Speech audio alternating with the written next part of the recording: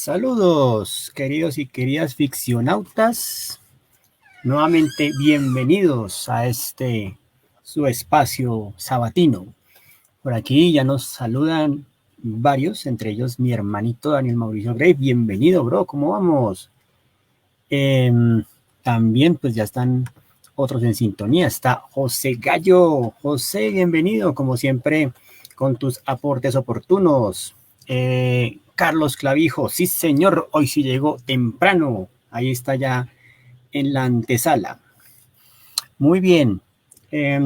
Bueno, pues sin duda, el día de hoy pues vamos a tener un invitado de esos bien particulares y característicos dentro del mundo de la escritura. Hoy vamos a hablar de nada más y nada menos que del tío Bill, William Burroughs, un escritor muy influyente, no solamente en la literatura, sino también en la música, el cine y hasta en los cómics, ¿no? Sin duda. Tiene, digamos, pues como particularidades. Después vamos a hablar, por ejemplo, de Hunter Thompson, que, digamos, nunca trabajó ficción, ciencia ficción, pero sí trabajó pues como un estilo bien particular de escritura y de cierta manera pues es también otro escritor que ha aportado muchísimo, ¿no? Ya lo recordamos pues por lo que hizo con el aporte que hacía con Transmetropolitan cuando Warren Ellis, ¿no? Lo personificó pues en Spider Jerusalén. Pero bueno, aquí ya vamos entonces como alistando el material. Sin duda pues vamos a recorrer gran parte de los pasajes que vienen incluidos pues en este libro, esas bellezuras que uno se encontraba hace un tiempo en Panamericana, Burroughs para principiantes, que está escrito por Rubén Mira, del cual ya hablamos aquí con su novela Guerrilleros, un mar para Bolivia, ¿no? No sé si la recuerdan, que era como esta intención. Uy, por aquí está linda Evelyn, hola, bienvenida, ¿cómo estás? Si se acuerdan de esa novela en la que un grupo de jóvenes que tienen implantado el chip, ¿no? De la matriz del guerrillero auténtico y la activaban por inhalación de coca. Bueno, ese escritor pues hace una bella reseña sobre lo que hace y acontece pues con William Burroughs. Digamos que la intención de la charla, por supuesto, es poner en evidencia gran parte de los conceptos que sin duda después van a ser retomados por el cyberpunk. Eh, También hablaremos pues de sus anécdotas y pues obviamente la misma vida de William Burroughs es ya de por sí una novela fantástica en la medida en que también pues fue un adicto a las drogas que sobrevivió a ella, inclusive tomó notas a tal punto que pudo replicar y divulgar, ¿no? Los efectos de esta dependencia. Bueno, ya nos vamos aquí también a conectar por Instagram. Vamos entonces al en vivo, vamos aquí por Instagram, vamos a ver qué pasa. Y por lo pronto, ¿no? Ya estamos a punto de iniciar, vamos a arrancar entonces con este acercamiento, esta aproximación a William Burroughs. Bueno, ¿qué podemos decir de William Burroughs? Vamos a empezar, digamos, no como siempre se hacen en las biografías habituales, que inician, pues, digamos, con el nacimiento y esto, sino vamos a empezar, pues, por un momento clave, lo que sería como el momento de inflexión de William Burroughs. Y este momento de inflexión nos lleva, nos remite a la ciudad de Tánger, en Marruecos, año 1956. Estamos hablando de un mundo polarizado, un mundo dividido entre comunistas y defensores del mundo libre. Estamos hablando de los inicios de la persecución macartista que ya habíamos anunciado o visto pues con Ray Bradbury la vez pasada, ¿cierto? Sí, José, exactamente. Ahí ya después vamos llegando. Él pone aquí un dato importantísimo. Importante mencionar su rechazado padrinazgo a los Beats. Sí, señor, ya vamos a hablar de los Beats. Allá ya estamos viendo. Bueno, por aquí en Instagram se conectan nuestro querido Robles Edwin. Saludos Robles, Edwin. También está mi querida Micho de Trapo, Mrs. Pixie. Un besote a ti, mi vida. ¡Mua! Gracias por la compañía. También está Yudani Salamanca, por supuesto, y otros más que se van uniendo. Seguimos entonces en Tánger, Marruecos. Como les decía, en este escenario paralizado, el mundo del espionaje se mueve, ¿no? Tras bambalinas. Y la única manera de sobrevivir a ser expuesto es encontrar una piel, encontrar una manera de ser de ocultarse. Y de cierta manera, la manera en que lo va a encontrar es siendo homosexual. Ser homosexual es la mejor fachada para no ser descubierto como espía. Tánger, como les decía, pues queda en Marruecos. Y Tánger, digamos que, como lo decía al comienzo, va a ser el punto de inflexión porque ahí es donde va a empezar, ¿cierto? Digamos, pues como a descubrir, ¿no? Realmente cuál va a ser el sentido de su obra, ¿no? Él ya había tenido pues como algunos acercamientos a la escritura, algunos muy románticos, muy fantasiosos, pero ya después se da cuenta del potencial que puede tener la escritura y la palabra misma. Y entonces allí, en esa ciudad, él desarrolla toda esta mirada y esta intención de lo que se va a conocer como la interzona, ¿no? Aquí hay un párrafo bien interesante que dice: desperté de la enfermedad a los 45 años, sereno, cuerdo y en bastante buen estado de salud, a no ser por un hígado algo resentido y ese aspecto de llevar la carne de prestado que tienen todos los que sobreviven a la enfermedad, ¿no? Entonces, digamos que Tánger se va a convertir pues como en ese punto, ¿cierto? Digamos, donde él despierta, ¿cierto? De la adicción y va a exponer, ¿no? Digamos, cuáles son como esos peligros, ¿no? De la adicción, y va a tener unos conceptos que ya se vamos a ampliar como el tema de la misma interzona, el tema del álgebra de la necesidad, y ahí también se da cuenta pues que de cierta manera su cruzada tiene que ver con el poder, ¿cierto? Y el poder, no cualquier poder, el poder parasitario, ¿cierto? Y la manera en que nos controla el mundo, ¿sí?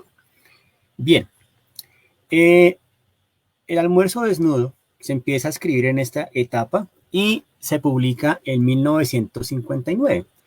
Este libro, digamos que tiene algo particular y para los lectores que no están preparados, es decir, el lector que está como esperando la habitual novela con estructura aristotélica, pues se va a encontrar o va a tener un choque, ¿no? Porque de alguna forma William Burroughs lo que empieza a utilizar aquí son varias cosas, entre ellas lo que él llama las rutinas, ¿no? Que es un poco lo que ya ustedes conocen con los stand-up comedy, que son como esos sketches, ¿no? Situacionales, ¿cierto?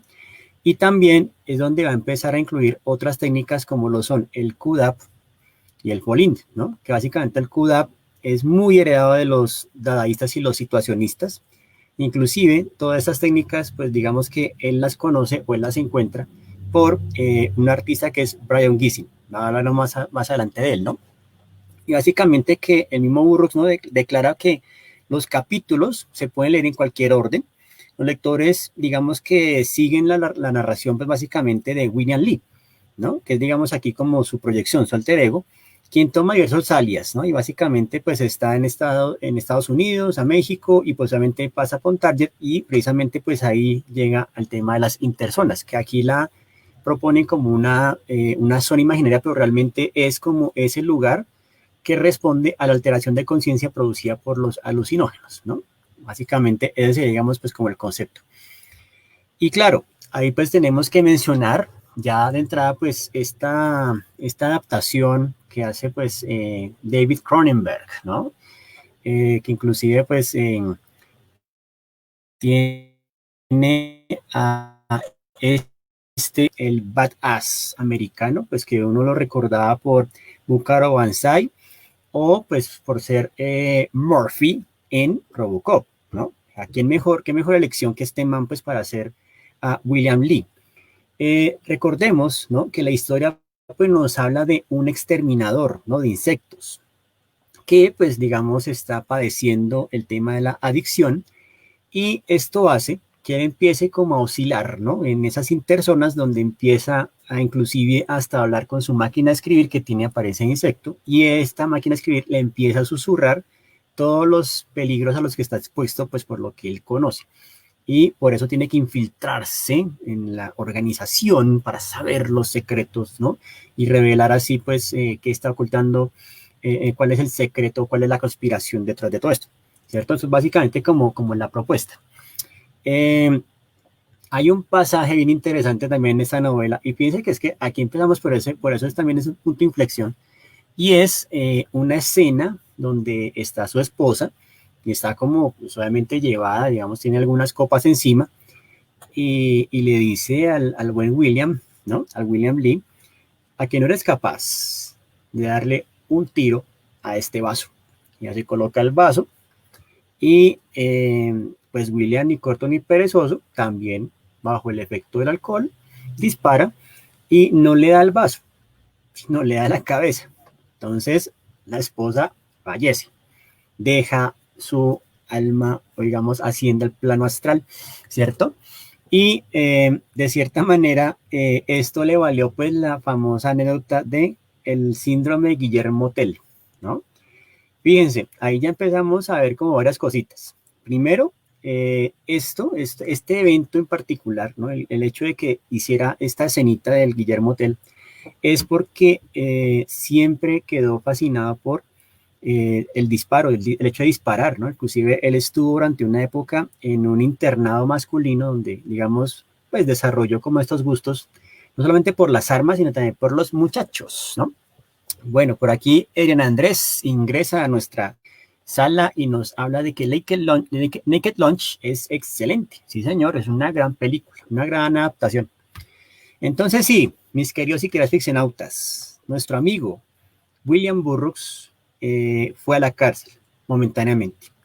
Y de alguna manera, pues digamos que fue exonerado, pues porque de alguna manera no hubo como malintención en el asunto, o sea, hay todo un trámite legal, pero igual pues esa experiencia también como que lo puso a reaccionar, lo puso digamos como en cintura, por así decirlo, y pues era digamos con su primera esposa que era de origen judío, ¿no? Entonces ahí tenemos, por eso empezamos pues por ese lado. Ahora, nuestro viaje nos llevará a 1914, a San Luis, Missouri, Estados Unidos, o sea, el medio oeste, mejor dicho.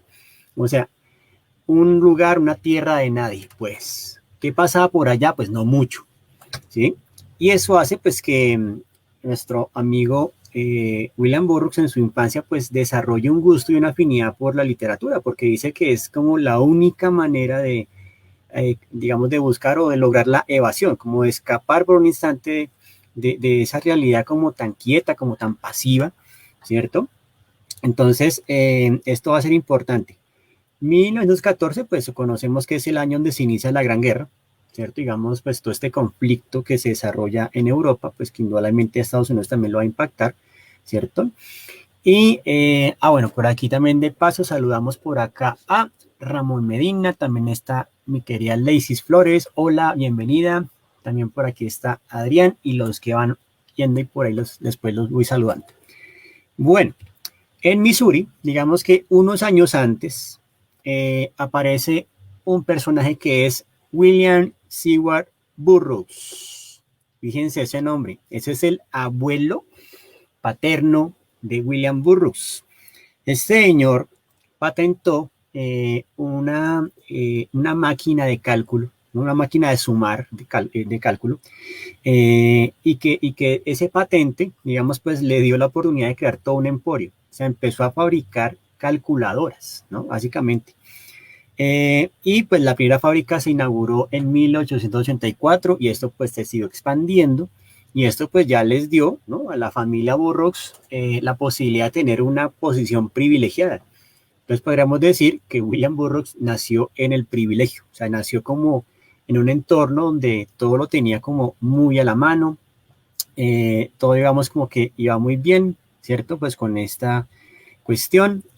Su padre, Mortimer Perry, ¿cierto? Digamos que pues era un padre bastante estricto y su madre, ¿no? Que básicamente es Laura Lee, digamos que, ojo, mucho ojo a todos aquellos y aquellos queridas y queridas ficcionautas que tengan hijos, muy importante lo que le empiezan a inculcar a ellos, ¿no? Desde chiquitos, mucho cuidado, porque durante la niñez, Laura, la madre, le inculca temores y también intereses por lo esotérico, ¿cierto? Digamos que también contratan a una institutriz bastante extraña, que inclusive le cuenta como historias relacionadas con maleficios y cuentos.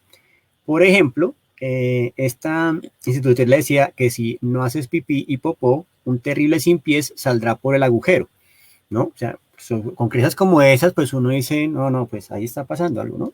Y por eso, pues nuestro tío Bill empieza pues a padecer de frecuentes pesadillas, alucinaciones y temores, ¿no? Que afianzan su carácter solitario e introspectivo, ¿no? Eh, digamos que también pues por esas épocas él escribe, ¿no? Digamos, él tiene ya 8 años y escribe como su primer texto que se llama Autografía de un lobo.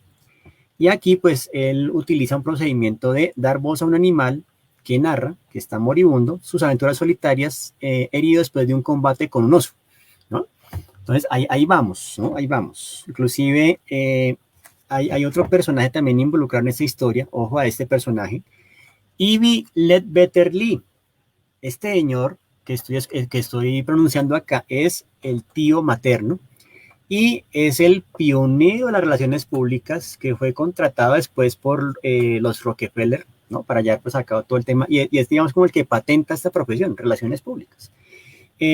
También, tiempo después, pues va a ser el asesor de imagen de Hitler en Estados Unidos. El tipo ya tenía indicios bastante fachos. De alguna manera, digamos, desde el nacimiento siempre detestó y odió a William Burroughs. O sea, le cargó ya bronca.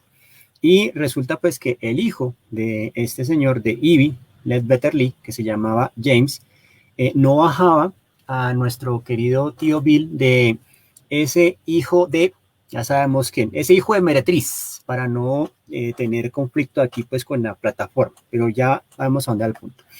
Entonces, este contexto, ¿no? O sea, nace en el privilegio económico, pero eso no quiere decir que realmente pues fuera aceptado. O sea, ya empieza a sentir el rechazo, ¿no? Del mundo. Ya como lo vimos, pues es bastante introvertido, ese tipo de cosas, pues esto va a crear, ¿no? Ya como que va a configurar, ¿no? El andamiaje sobre el cual se va a montar. Bueno, también aprovecho aquí, saludo a Andrés González. Hola, mi querido Goba, bienvenido acá. Y por aquí también está Alejandro BMX y Adrián, está por ahí también escuchando. Bueno, ahí está como el tema del sin pies que puede salirle, ya sabemos dónde. Entonces, si se dan cuenta, el almuerzo desnudo básicamente es como proyectar, volver otra vez como a todo este tema de esa relación que ha tenido pues con los insectos, ¿no? Con el tema de los patógenos, con el tema de los virus, ¿no? Y esto, digamos, pues como que se va incrementando. Ahora, pues, como les decía, ¿no? Digamos que para ese entonces, pues, el tío Bill, ¿no? Digamos que empieza a tener un gusto por los antihéroes, sobre todo los antihéroes individualistas, que solo respetan su propio código de conducta. Se siente atraído por el peligro y el bandidaje marginal, en contraste con la insulsa realidad del medio oeste. O sea, esas cosas como que le empiezan a llamar la atención, ¿cierto? Y digamos que él empieza pues como a cultivar una idea y es que quiere ser un escritor con una vida muy exótica y tomar opio. Bueno, yo creo que sí lo logro, tiene una vida muy exótica. Y ahí, que yo si quieras ficcionautas, pues obviamente se viene la crisis económica. Por aquí también ya tenemos a nuestro querido Centinela Galáctico Fernando Plestet. Muy buenas noches. Bueno, llega la crisis, el crack del 29, la caída de la bolsa, ¿no?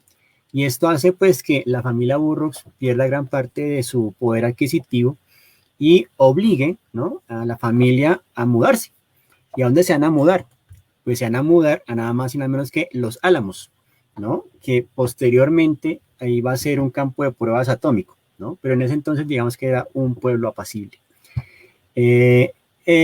Más o menos ya tiene 15 años de edad, ¿cierto? Cuando llega pues digamos acá a este lugar.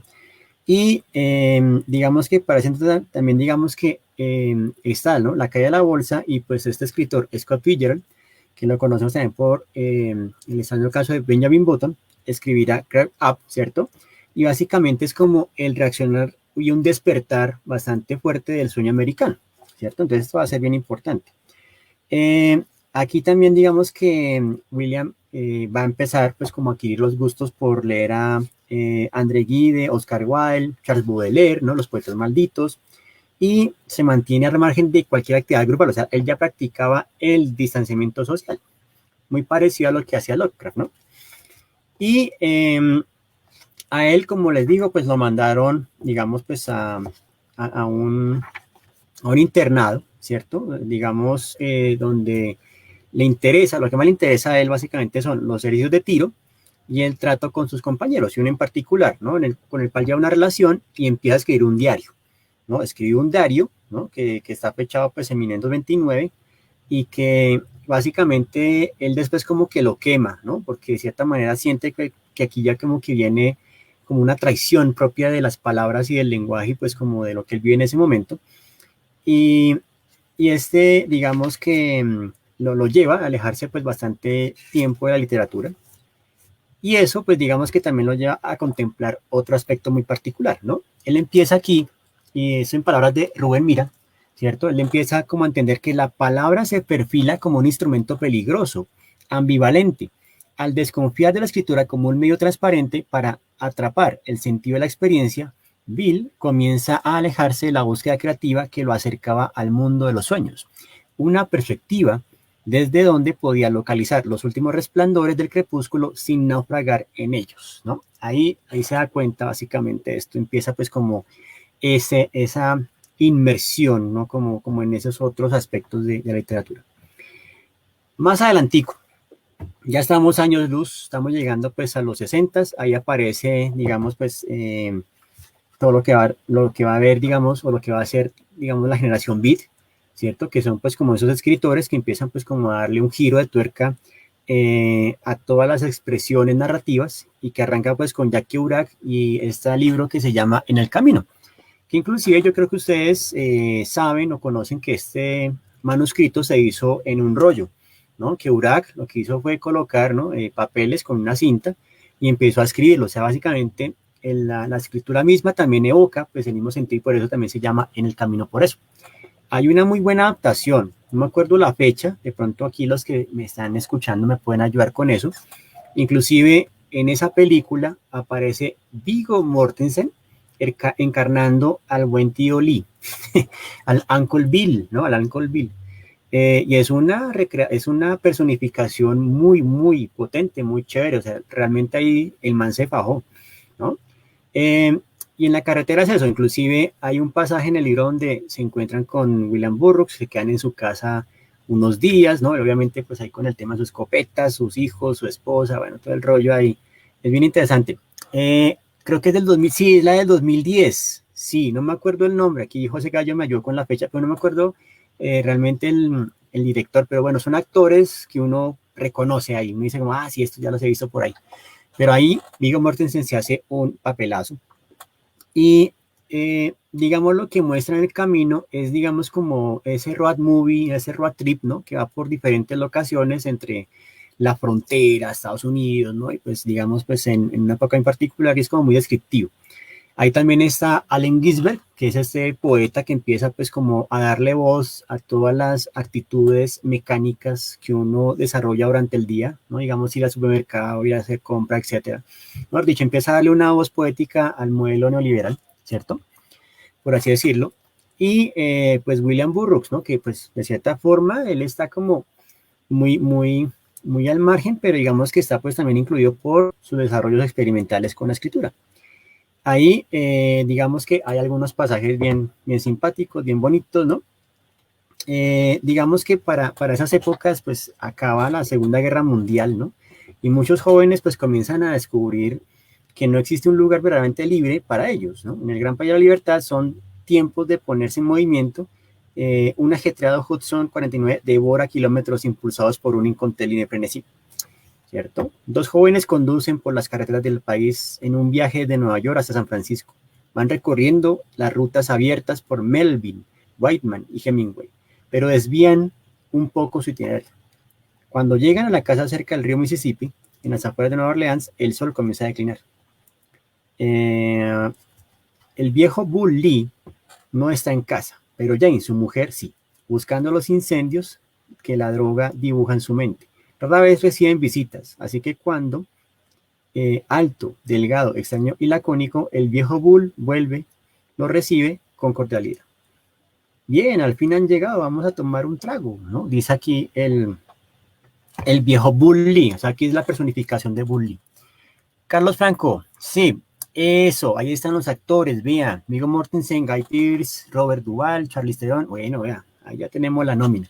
The Road se llama, sí señor, Carlos Franco, muchísimas gracias por el dato. Ahí tienen mis queridos ficcionautas para que se la busquen y la chequeen, ¿no? Entonces fíjense que el tío Bill encarna o llega, digamos, a diferentes tipos de representaciones o proyecciones, ¿no? Ya vemos a William Lee, aquí vemos a Bull Lee, ¿cierto? Al tío Bill, bueno, él empieza como a proyectarse de diferentes formas en sus libros, ¿no? Y bueno, ahí vemos pues como el tema de las escopetas y todo eso, lo que les comentaba también pues del síndrome de Guillermo Tell. Y esto inclusive pues llegó a oídos mexicanos, ¿no? Y ahí está un titular, ¿no? De prensa que dice, un americano malteador mató a su mujer, ¿no? Con un tiro en la frente, ¡pah! De una, ¿no? Allá está. Entonces ahí quedó el asunto y digamos pues que este detalle, ¿no? Digamos esta experiencia pues lo lleva a él también pues como a desarrollar esto. Como les decía al comienzo, Naked Lunch. ¿Qué significa Naked Lunch? Para nuestro querido tío Bill, básicamente el Naked Lunch dice que es como el instante en que todos ven lo que está en la punta de sus tenedores, lo que realmente están comiendo, ¿cierto? Y explica de otra manera, lo que está en la punta de los tenedores, lo que realmente estamos o nos está comiendo es la brutal y simple realidad del control, del dominio, del poder inoculado en el cuerpo, en la mente, en lo que cada uno llama el yo, o sea, la prisión del ego, ¿cierto? Y en este caso, pues obviamente auspiciado por las drogas, ¿no? Porque él dice, uno se hace adicto a las drogas porque carece de motivaciones fuertes que lo lleven en cualquier otra dirección. La droga llena un vacío, ¿cierto? Y a partir de ahí, pues es que desarrolla pues toda esta teoría porque, por ejemplo, entra en la universidad, no encuentra nada, para él todo está muerto en Harvard, va para Europa, luego se casa pues con una judía para salvarla de la muerte nazi, se licencia del ejército por incompatibilidad psíquica, se va entonces a Estambul, ¿no? Y a Marruecos buscando opio, alfombras mágicas, se mete también pues con ampones y mafiosos, trabaja pues como exterminador de insectos, ¿no? También digamos que va pues con diferentes anfitriones bastante millonarios, etcétera, excéntricos. Y digamos que en Harvard pues estudia literatura inglesa, ¿cierto? También estudió algo de medicina, psicoanálisis en la Universidad de Viena. Y le interesaba mucho la parapsicología, la telepatía, la arqueología maya, las teorías de Alfred Kopczynski, las de William Reich, ¿no? Y siempre tratando de satisfacer una insaciable curiosidad intelectual, ¿no? Entonces esto va a ser como muy importante. Y ahí pues viene pues todo este tema del álgebra de la necesidad, ¿no? Entonces digamos que Burroughs, ¿no? Descubre esta fórmula y básicamente es como la fórmula de la enajenación, ¿cierto? De la posesión. Bueno, por aquí ya tenía el librito. Esta es la edición que alguna vez sacó Anagrama, que es la que digamos es la más popular, la que se consigue aún en el mercado, ¿cierto? Y básicamente él expone, ¿no? Digamos, él dice que, perdón, acá vamos a leer un poco, el álgebra que gobierna el mundo. En primer término, desde luego, el mundo de la adicción, un mundo hecho de miedo, consumo y dependencia, cuyo símbolo supremo es, más aún que el dinero, la droga. Pero eso en primer término, no en todos sus alcances, pues el álgebra de la necesidad extiende sus mecanismos de sujeción y de control más allá de las fronteras de ese mundo de la droga, y el virus de la adicción puede crear dependencia también de miles de cosas consideradas decentes y respetables. Un virus, a diferencia de una bacteria u otros organismos, es algo no viviente que, al introducirse en un ser vivo, usurpa las características de la vida. Puede reproducir sus cadenas informativas dentro del organismo al que parasita, puede infectar y de hecho infecta a otros organismos, por supuesto también puede matar. La sociedad es un organismo infectado por un virus que nos controla a todos. El propio cuerpo se vuelve un enemigo, un extraño, algo autónomo y horrible, tan irreconocible como un monstruo, si uno no se le ocurre intentar sustraerse a ese control. Las propias palabras pueden desdecirte en vez de decirte. El lenguaje también es un virus. Y es que si se ha hablado antes de demonología, no ha sido por azar, sino porque creo que la decodificación de Burroughs hace del mundo comunica su, como suele llamársela, posmodernidad con la beta teológica o demonológica del pensamiento tardomedieval a través del concepto de posesión demonológico y de virus burroughsiano, como lo que toma posesión de un organismo, se vuelve un medio para controlarlo y se expresa a través de él, es decir, lo parasita virósicamente. O sea, estos son grandes palabras, ¿no? Y ahí uno dice como claramente, inclusive, si nos damos cuenta, hay un artículo de Stuart Hall, este gran representante de los estudios culturales que se llama Identificar, Decodificar, y en ese artículo resalta, ¿cierto?, que básicamente la realidad está mediada por el lenguaje, ¿cierto? O sea, la realidad está allí, pero siempre está mediada por el lenguaje. O sea, nosotros digamos que la interpretamos, ¿no? La asociamos pues por el lenguaje, por las palabras con las que se construye, ¿cierto? Y por eso muchas veces como que los medios todavía pueden generar esa clase de intoxicación, ¿no? Lo que llaman la infoxicación, por así decirlo. Durante esta época también escribe pues o tiene estas novelas que es Junkie. Junkie, por ejemplo, es una obra donde él empieza pues a narrar toda su experiencia como adicto a la droga. También está Queer, ¿no? Que es esta obra donde él ya manifiesta pues digamos toda esta afinidad, digamos pues por los hombres y demás cosas, ¿no? Inclusive pues el término, ustedes saben que ya también es una categoría de investigación sociológica, ¿cierto? Y durante esta época también va a existir como un periplo, un viaje que va a hacer William Burroughs por Sudamérica y que lo recoge, lo recopila pues en lo que él llamó las cartas del Yagé, que inclusive después se conoció también como las cartas de la ayahuasca, que es como básicamente como la recopilación de cartas o epistolar que se dio entre William Burroughs y Allen Ginsberg, ¿no? Inclusive creo que por ese viaje William Burroughs termina creo que en alguna parte de Colombia. Sí, ahí tenemos a nuestro querido Centinela jugando con el lenguaje. Diablo, dividir con lo que digo. Sí, señor. Sí, señor. Esa es la cuestión. El lenguaje es tramposito. Y digamos que dentro de esas experiencias de esos viajes, pues va a salir cosas como estas, digamos como Apug, ¿no?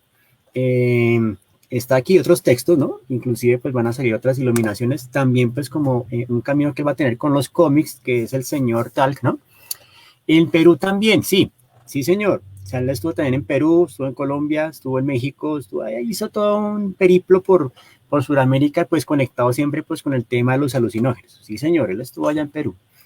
Y hay una intención bien particular, nunca se logró dar del todo, pero fue interesante, y es que William Burroughs quería hacer un acercamiento al cómic y se une con Michael McNeill y desarrollan pues como una historieta que se iba a llamar The Unspeakable Mr. Hart, ¿no? Esta historieta pues tenía que ver como con todas estas experiencias que él vive durante este viaje, pero quedó simplemente pues como en unas cuantas hojas, unas cuantas páginas hechas, no se llegó a concretar, pero hubiera sido fascinante haberlo visto. Creo que inclusive APUG básicamente es como la recopilación de eso, ¿no? Voy a mostrar aquí muy rápidamente, miren esto tan bello, aquí los de Instagram, ¿no? Que son estas paginitas, ¿no? Sí, las páginas de ese cómic, bueno, aquí, perdón, voy a hacer aquí un paréntesis, quiero mostrarles, ¿no? Esto es lo que está en este libro, básicamente se hacen como unas ilustraciones donde se muestran al tío Bill llegando a conocer pues estas culturas, ¿no? Con el lenguaje propio de los códices, ¿no? Los códices mayas, ¿no? Ahí vamos a ver, ese cómic es tremendo. Y esto pues digamos que se recoge en este libro, básicamente APUG es como la recopilación de esta cuestión. Bueno, seguimos adelante aquí con nuestro relato, ¿no? Ahí entonces cuando llega Tanger, ¿no? Y el concepto interzona, que inclusive ya lo habíamos comentado, pues básicamente lo acuña William Burroughs para referirse a ese enclave, ¿cierto? De esa realidad alterada por las drogas, perdón, ¿sí? Inclusive va a ser el título después de una recopilación de sus cuentos que van del 53 al 58 por parte de Viking Penguin, ¿cierto? Que la publican en el 89, ¿cierto? Y algunas historias, digamos, que son o tienen que ver mucho pues con el tema de las rutinas tempranas, ¿no? Lo que es, digamos, el vodevil, que a él le gustaba mucho el tema, ¿no? También después va a venir otra recopilación que es Exterminador, donde viene, por supuesto, por toda la experiencia de haber trabajado como exterminador de insectos. Muy bien, ahí es cuando conoce por esas épocas a Brian Gysin, y este es un artista plástico que trabaja pues con una técnica muy particular. Y yo creo que todos recordarán dentro del dadaísmo a Tristan Tzara. Tristan Tzara, digamos que desarrolló un experimento formal. Obviamente cuando él ingresa al movimiento dadaísta, ¿no? Digamos que el consejo, ¿no? Breton y compañía dicen, no, aquí todo está permitido, ¿cierto? Y de alguna forma, pues cuando él, digamos, propone algo diferente, es expulsado. ¿Qué fue lo que propuso Tristan Tzara que lo hizo ser expulsado del movimiento? Básicamente esto, él quiso hacer algo muy particular y es instrucciones para escribir un poema. Sencillo. Y las instrucciones básicamente eran como los pasos, ¿no? Entonces, primero, coja un periódico. Segundo, recorte algunas palabras. Tercero, colóquelos en una bolsita. Cuarto, agite la bolsita. 5, saque las palabras en el orden que vaya, digamos, encontrándolas, ¿cierto? Y una vez las pone, ordénelas de la forma que usted quiera, péguelas y automáticamente usted creará un poema, ¿sí o no? Entonces, esto hace que Breton diga, no, no, Tristan, no, eso está muy exagerado, ¿qué te pasa? No, eso no es lo que va con nosotros, eso no va con nosotros. Y lo expulsa, ¿no? Entonces, ahí, Tristan Tzara inaugura o da lo que va a ser el germen de lo que después se va a conocer como el cut up, ¿no? El cortar, básicamente, ¿cierto? Que es la primera técnica que desarrollan con Brian Gysin. Ahí José Gallo nos da un dato importantísimo y es que ellos desarrollan el Dream Machine, ¿cierto? Y el libro The Process de Gysin es una joya oculta, sí señor. Entonces, William está como en este punto, ¿no? Digamos como desconfianza con la escritura, con las novelas y demás, se encuentra con Gysin que le explica esta técnica y empieza pues este hombre a explorar el asunto y empieza a recortar palabras, empieza a reorganizarlas, ¿no? Al principio eran como muy similares a collage, ¿no? Entonces cogía notas de prensa, imágenes, las empezaba a pegar, pero ya después la fue puliendo y fue básicamente buscando como párrafos, ¿no? Y los empieza como a interconectar, inclusive altera el orden. Y es un ejercicio muy, muy bello. Por ejemplo, se lo recomiendo mucho si tienen bloqueo creativo. Uno puede coger cualquier artículo de prensa, inclusive la idea de la técnica es que, por ejemplo, uno puede coger un párrafo, solo un párrafo, dividirlo en 4 secciones, ¿cierto? Y básicamente escribirlo en desorden, o sea, empezar, digamos, por la sección 4 y luego unirla con la sección 2 y la sección 2 con la 3 y la 4 o sea, y la 1, ¿cierto? Y ahí empieza uno pues como a alterar un poco el orden, ¿cierto? Bien, ahí vamos. Entonces, digamos que esta técnica, ¿no? Hacía eso. Hay básicamente los que están viendo en Facebook pueden ver, ¿no? Digamos que él coge unos párrafos y hace, digamos, pues como una retícula cuadrangular y luego básicamente lo que sale es, bueno, va a escribir, digamos, el número 4 con el número 1 a ver qué sucede, qué ocurre. Y eso también lo llevó a otra técnica que va a ser el fold-in, que es el plegar, ¿no? Entonces, cortar y plegar, ¿sí? Esa, digamos, es la técnica que él va a usar. Y claro, al comienzo, pues obviamente esto va a producir un impacto porque él rompe el vínculo con esas novelas tradicionales y empieza a desarrollar una nueva fórmula de novela, ¿sí? A tal punto que esa fórmula inclusive después va a ser recuperada o va a ser tomada en cuenta por algunos artistas musicales. Ya hablaremos de eso. Entonces, 1961 aparece en escena nada más y nada menos que lo que va a ser la trilogía Nova, ¿no? La trilogía Nova se compone de 3 novelas que son bien importantes. La máquina blanda, The Soft Machine, el Ticket que explotó, The Ticket That Explode, y por supuesto Expresso Nova o Nova Express. Todas ellas se enmarcan dentro de una trilogía que sí tiene que ver con ciencia ficción. Sobre todo Expresso Nova es muy space opera, pero un space opera básicamente como muy psicológico, muy como de la mente, muy de la psique, ¿no?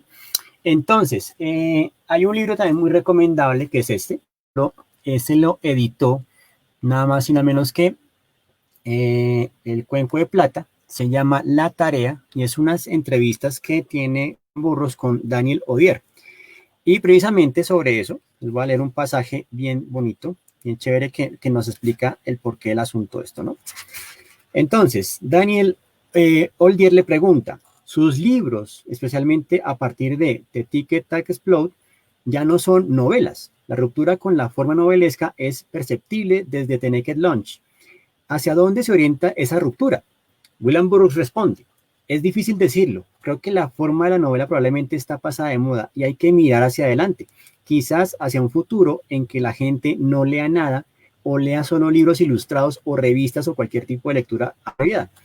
Para competir con la televisión y las fotonovelas, los escritores deberán desarrollar técnicas especiales, capaces de producir en el lector el mismo efecto que la fotografía de un hecho violento, ¿no?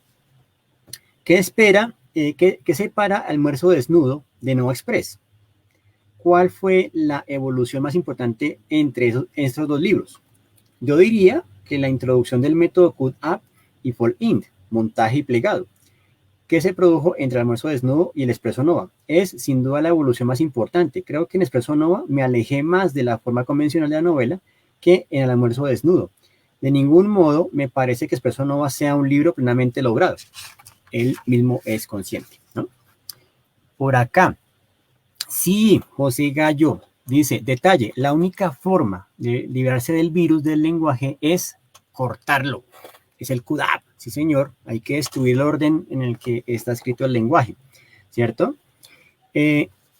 Luego le pregunta, usted escribió, la escritura tiene 50 años de retraso respecto a la pintura. ¿Cómo superar ese desfase? Yo no escribí eso, fue Brian Giesing, que es a la vez escritor y pintor, el que escribió, la escritura lleva 50 años de retraso respecto a la pintura. ¿Por qué este desfase? Porque el pintor puede tocar y manipular sus materiales y el escritor no. El escritor aún no sabe lo que son las palabras. Opera con abstracciones que surgen de las palabras. La posibilidad del pintor de tocar y manipular sus materiales lo llevó a las técnicas de montaje hace 60 años. El de esperar que la divulgación de las técnicas CUDAP haga viables experimentos verbales más radicales, acortando ese desfase y dando una nueva dimensión de la escritura. Esas técnicas pueden mostrar al escritor lo que las palabras son y ponerlo en comunicación táctil con sus materiales. Esto, a su vez, puede permitir el acceso a una ciencia de las palabras e indicar cómo ciertas combinaciones producen efectos concretos sobre el sistema nervioso, ¿no? Entonces, ahí está, digamos, pues, este material. Inclusive, leamos un pasaje de Espresso Nova para ver de qué trata esto, ¿no? Inclusive, miren ustedes el primer pasaje, ¿vale? Una línea nomás, porque realmente esto dice, últimas palabras. Que se oigan en todas partes mis últimas palabras, que se oigan en todos los mundos mis últimas palabras. Oigan todos ustedes, sindicatos y gobiernos de la tierra, y ustedes, autoridades que apañan negociados inmundos concertados, vaya uno a saber en qué letrinas para apoderarse de lo que no es de ustedes, para vender el suelo bajo los pies de los que no nacerán. Que no nos vean, no les digan qué estamos haciendo. Estas son las palabras de los omnipotentes directorios y sindicatos de la tierra. Por Dios, que no salga a relucir lo de la Coca-Cola, ni el negocio del cáncer de los venusinos, ni el negociado verde, que no se den cuenta de, ni de la muerte del orgasmo, ni de los hornos. Ahí está, ¿no? Expreso no, William Burroughs, ¿no? Y otra cosa muy importante, de la novela, el ticket que explotó, surgirá la etiqueta que definirá no solo un género, a toda una cultura musical que es el heavy metal. Así es, queridos y queridas ficcionautas, de ahí sale el término heavy metal, ¿no? Que es una de las drogas que se inyectan allí nuestros protagonistas. Bueno, y ahí pues ya estamos pues con el tema de el lenguaje es un virus que proviene del espacio exterior, y viene pues también todo el tema del estudio realidad, ¿no? Que es, digamos, lo que nos empieza a alienar, lo que nos tiene, digamos, como tan controlados, ¿no? Y él dice, pues la única forma es destruir el estudio realidad. ¿Y cómo lo hacemos? Pues básicamente trastocando el lenguaje, recortándolo, alterándolo, ¿cierto? Y escribiéndolo en un orden que no pueda ser legible para que podamos destruir esa conexión, ¿cierto? Ahora, también con los QDAPs, él va a hacer experimentos no solamente escritores, sino también, digamos, auditivos, va a tener también, pues, aportes al tema de los filmes, ¿no? Va a hacer experimentos con Anthony Balch, ¿no? Que es un cineasta, pues, con los que tienen como mucha empatía, empiezan a hacer experimentos fílmicos. Hay uno, inclusive, que es Brujería, ¿cierto? A través de las épocas, que es narrado por William Burroughs, ¿no? Una cosa impresionante.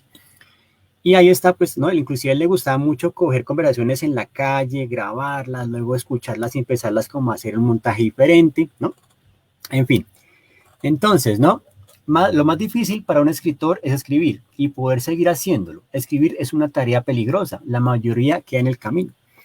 Y hay otra frase que dice, ¿no? La desesperación es la materia cruda, ¿cierto? De un cambio drástico. Solamente, ¿no? Solo aquellos que la pueden dejar, ¿no? Atrás, pueden empezar, digamos, como a tener una posibilidad de escapar de ella, ¿cierto? Es como su experiencia, pues, con las drogas y demás, ¿no?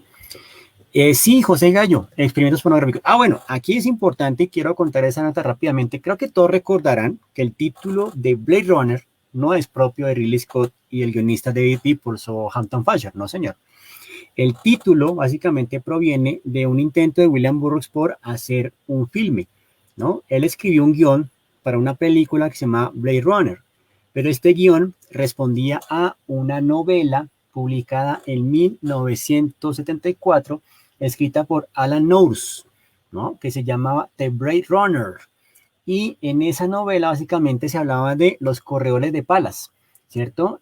Básicamente, pues primero, el señor Nourse era médico y también le gustaba mucho la ciencia ficción, ¿cierto? Y básicamente, pues esta novela está ambientada en un futuro lejano, en ese entonces, en el 2009, ¿cierto? Y de cierta forma ahí pues está hablando de la superpoblación, la vigilancia avanzada y los registros computarizados, que ha dado paso a una experiencia, a un experimento de eugenesia totalitaria. Cualquier persona que necesite tratamiento médico debe someterse a la esterilización, ya que el gobierno ha concluido que una persona enferma o herida no es apta para reproducirse por definición. Y ellos también, ¿no? Trafican pues con medicamentos y partes corporales. Sí, muestra, a ver.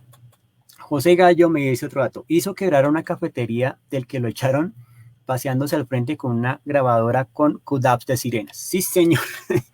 Al tío Bill, es que el tío Bill es todo un personaje. Entonces, ahí está la aclaración de dónde viene pues todo este tema del escritor de Blade Runner. Realmente, pues cuando Ridley Scott supo de esto, él compró el título, ¿no? Digamos, hicieron la transacción pues para poderlo usar en la película. Pero entonces, Blade Runner, piensa que viene como un traspaso entre, ¿no? Un intento de filme, ¿cierto? Que viene pues de una novela de 1964, ¿no? Muy, muy recomendable. Y bueno, ahí el tío Bill pues empieza un momento de fama bien particular, empieza a tener pues muchos encuentros, conexiones con artistas como David Bowie. Digamos que las canciones de estos discos de la trilogía de Berlín en gran parte deben mucho pues al QDAP. Por ejemplo, la canción Heroes está hecha pues con esa técnica. También va a tener, digamos, amistad con Patti Smith, sin duda pues con Mick Jagger, con Joe Strummer y por supuesto pues con Kurko, ¿no? Hay unas bellas fotos donde el tío Bill, ya pues en una etapa avanzada de edad, ¿no? Se encuentra con Bill y leen cositas y hacen experimentos, ¿no? Entonces no hay etapa ahí, ¿no? De nuestro amigo. Y si mal no estoy, creo que Ministry le dedica pues un disco al tío Bill, ¿no? Como muy experimental. Sí, con los de YouTube también estuvo, o sea, el tío Bill, ¿no? Empieza a rodearse, ¿no? De la farándula. Inclusive también está con Frank Zappa y todo el rollo, ¿no? Bueno, muy bien. Ahí seguimos, ¿no? Trasegando, pues ya William Burroughs está como en ciernes, ya como que intenta cerrar, ¿no? Sí, aquí dice José Gallo, sale al final del video de The Last Day on Earth. Sí, señor. Sí, señor. O sea, el tío Bill haciendo... Me acuerdo inclusive en algún momento en este bar, en este lugar tan maravilloso que uno se ve a los 90 llamado Asilo, en algún momento estaban poniendo en las pantallas estas canciones de Ministry con recortes de William Burroughs, una cosa sensacional, fantástica. Bueno, llegamos a otro texto muy particular, que es este, La ciudad de la noche roja, que también sigue siendo pues como toda esta idea de una ciencia ficción, pero en este caso ya se dedica pues como a dar dos dimensiones que son el espacio y el tiempo, ¿no? Entonces aquí, digamos que en esas novelas, ¿no? Se recogen, inclusive es toda una trilogía que tiene que ver con lugares. Entonces está La ciudad de la noche roja, El lugar de los caminos muertos y Las tierras de Occidente, ¿no? Entonces en esas novelas él recoge episodios, por ejemplo, un vaquero en la pelea de 7 días por semana. Somos el lenguaje, ¿no? Acá, por ejemplo, de salir de la posición defensiva. También tenemos cosas como, por ejemplo, necesita un automóvil, ¿no?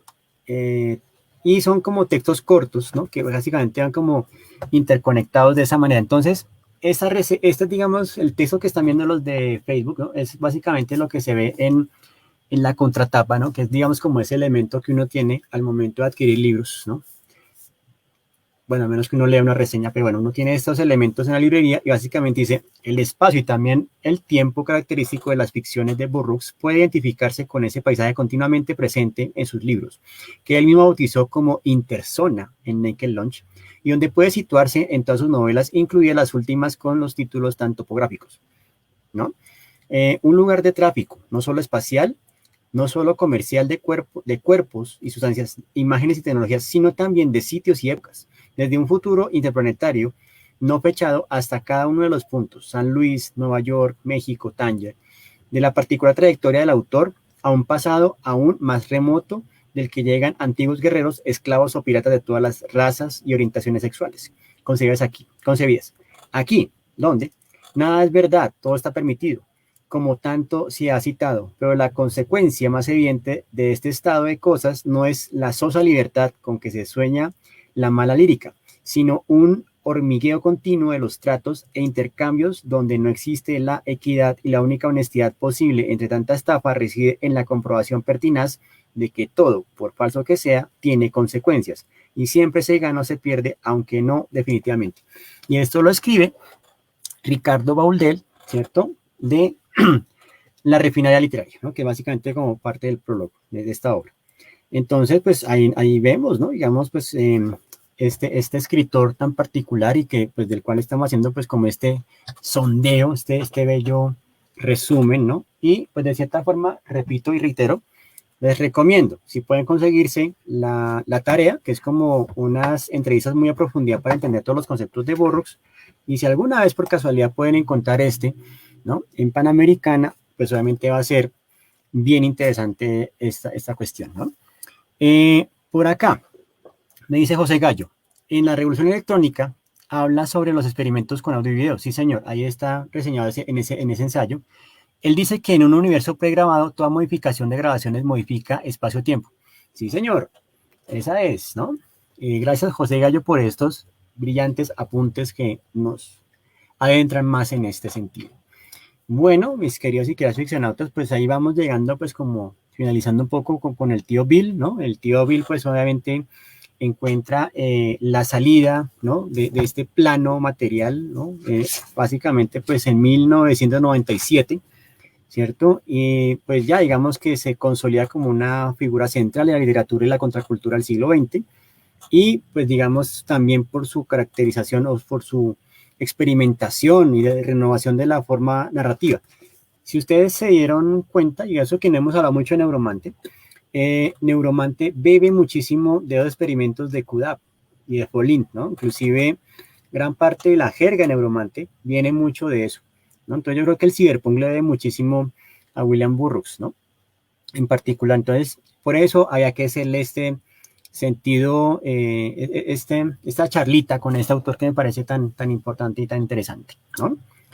Pues bien, les cuento, mis queridos y queridas ficcionautas, y ya pues aquí con el permiso de nuestro querido centinela Fernando Plestet, pues la idea es que ustedes no saben, pero por ahí en otros ámbitos se dice que septiembre, ese septiembre en particular, es el mes del space opera, ¿no? Este género de ciencia ficción, pues que tanto nos ha dado tantas maravillas, ¿no? Desde Flash Gordon hasta Star Wars y otras cosas más, inclusive hasta Texpans. Entonces, la próxima sesión, o sea, la próxima charla, el 12 de septiembre, vamos a estar hablando con Fernando Plestet, no solo de Space Opera, ¿no? De sus influencias, sino también de su bello producto hecho, ¿no? Con todo el amor del mundo durante más de 10 años y que vio la luz hace un tiempo, que se llama Crononauta de la Luz, que es una novela con juego de rol incluido, ¿no? Y que de eso pues obviamente saldrán otras experiencias más y es como parte también de su gran apuesta. Entonces, estaremos conversando con él la próxima semana. Entonces aquí ya, Fernando, te comprometí públicamente para que ya empieces a listar pues todas las naves, empieces a listar a toda la Federación Galáctica, comuniques con los protectorados planetarios para que te puedan colaborar en esta tarea. Además que lo que hace Fernando me parece increíble, sobre todo pues en este ámbito del juego de rol y articulándolo pues con Space Opera. Es una cosa sensacional, entonces vamos a hablar con él de esto, vamos a hablar también pues de Space Operas y como de sus influencias, ¿no? Entonces, para que estén muy pendientes, ¿no? Entonces, muchísimas gracias Fernando por aceptar la invitación, por supuesto, a este espacio. Vamos a ver que nos vamos a gozar muchísimo. Y pues nada, yo creo que les agradezco enormemente, como siempre, su asistencia, su sintonía, aquí reportándose como siempre, gracias por su buena energía, gracias pues por seguir esa iniciativa. Recuerden que después este video va a estar, digamos, en YouTube para que lo puedan ver a mitad de semana.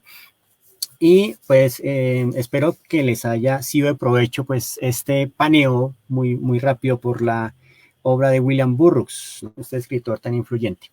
Queridos y queridas ficcionautas, muchísimas gracias a todos y todas por nuevamente esa sintonía, por su entusiasmo, y nos estaremos viendo entonces el próximo 12 de septiembre para ir al espacio exterior y al espacio interior con Galaxy Sentinels. Por lo pronto, un fuerte abrazo a todos y todas. Daniel, con muchísimo gusto.